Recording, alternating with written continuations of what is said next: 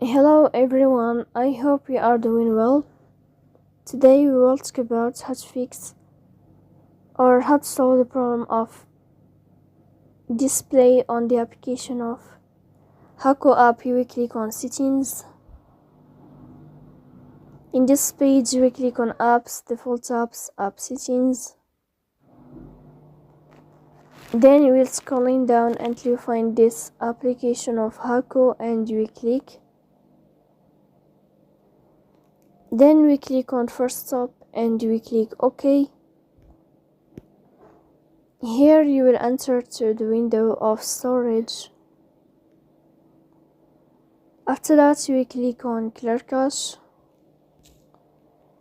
In the end you will turn off your phone and you will restart your phone again.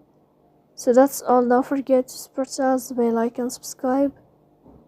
See you next time.